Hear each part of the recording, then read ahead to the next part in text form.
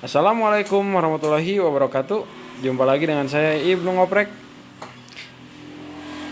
Sebelum lanjut tonton videonya, jangan lupa ya klik dulu like dan subscribe.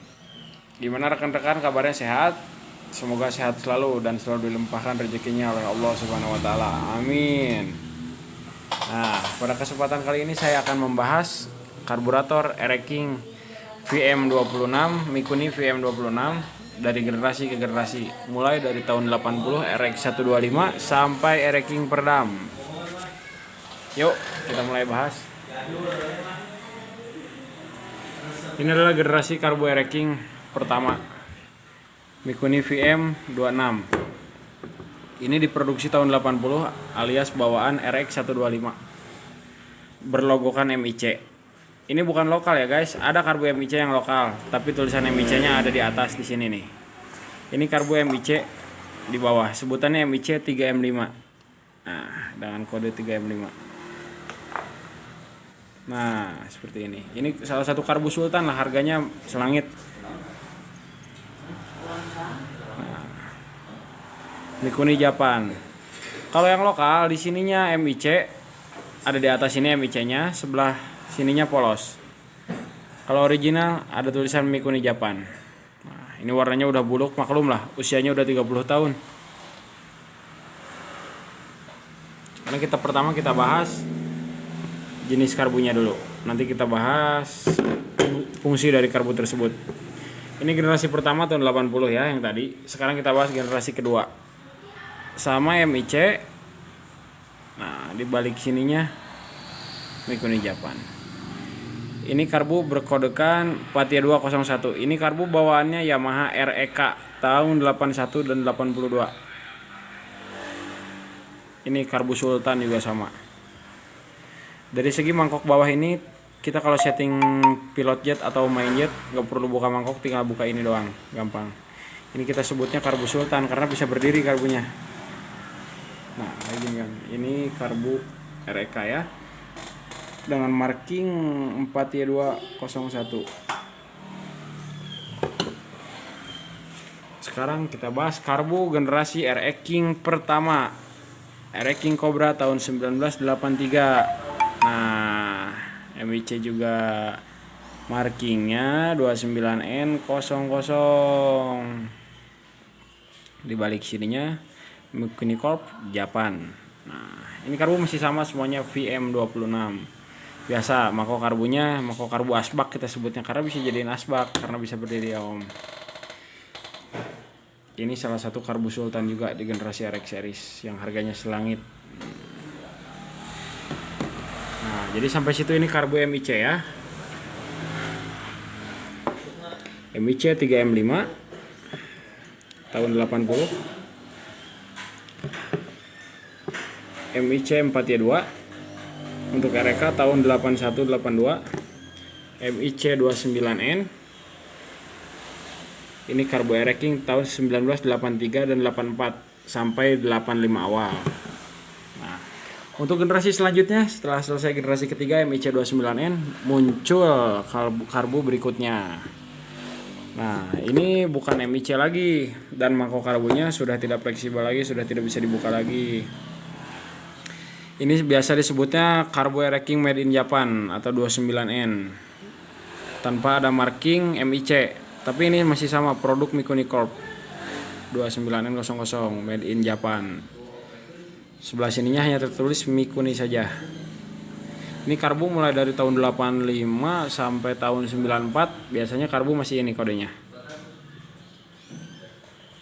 Nah, seperti ini ya kan. Made in Japan. 29N00. Ini salah satu karbu sultan juga, masih mahal harganya nih. Termasuk langka juga.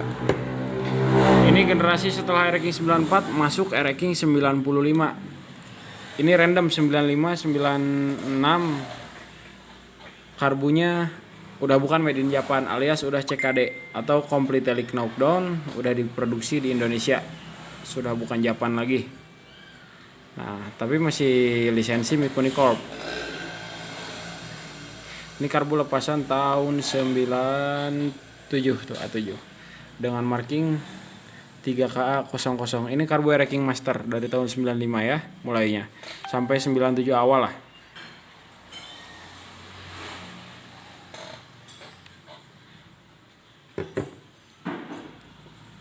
Nah, ini karbu yang muda. Sebelah sini yang Microcorp, ini tidak jauh berbeda dengan tadi 3K00. Nah, ini bermarking 3KA800. Nah, 3KA800 ya. Ini biasanya karbu dari tahun 97 sampai 2006.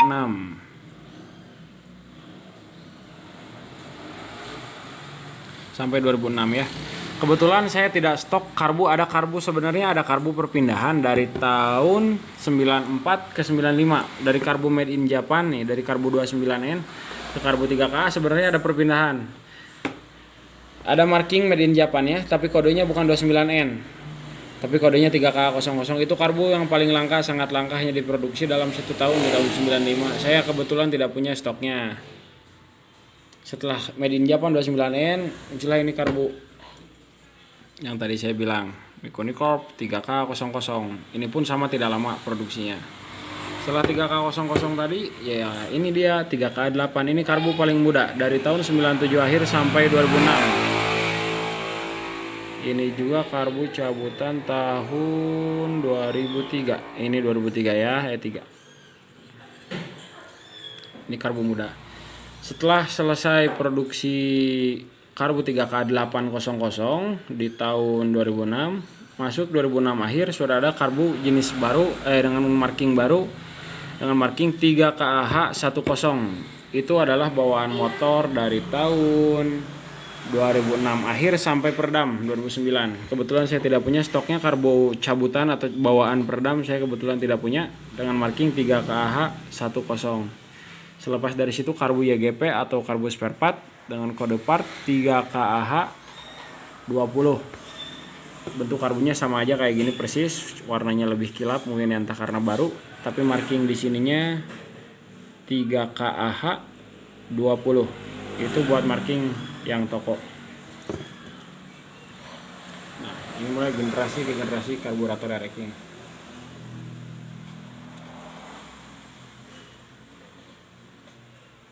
Untuk tutup nih, kita memahami.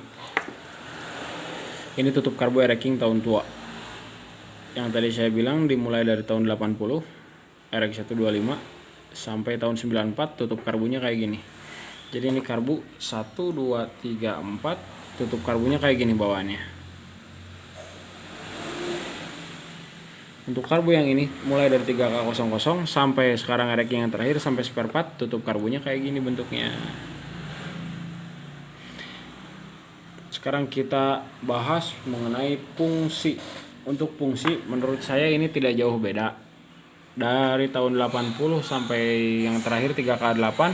Untuk fungsi saya rasa ini udah saya testi, udah saya coba semua, ini sama saja. Yang bikin harganya ngiler untuk karbu-karbu tua, nomor 1 langka, nomor 2 kebutuhan restorasi, seperti itu. Untuk fungsi menurut saya sama saja. Masih produk Microcorp dan masih berkode part PM26, sama saja, tidak beda untuk fungsi.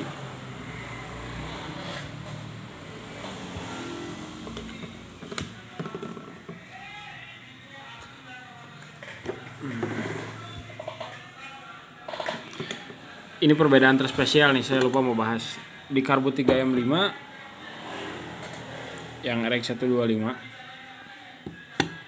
si lubang setelan anginnya, bolt setelan anginnya berada di bawah sini nih. Nah, ini buat setelan angin di sini, air screw di sini. Berbeda dengan karbu konvensional Ereking yang lainnya, PM26 yang lainnya, air screw-nya ada di sini, setelan anginnya di atas, bukan di bawah sini. Kalau 3M5 di bawah sini, kalau Ereking udah di atas sini sama Ereka. Ini hanya karbu 3M5 doang. MIC 3M5. Ini paling beda. Karbunya terletak di air skrunya terletak di bawah.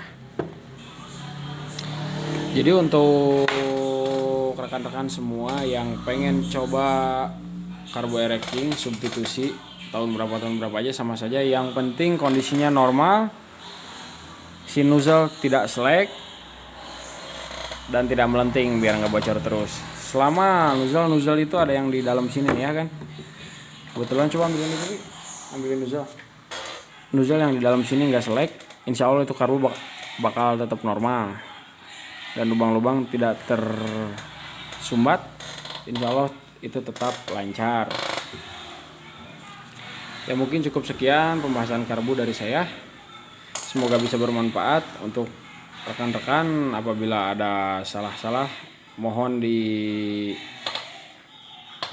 mohon di komentar. Terima kasih, jangan lupa di like dan subscribe. Assalamualaikum warahmatullahi wabarakatuh.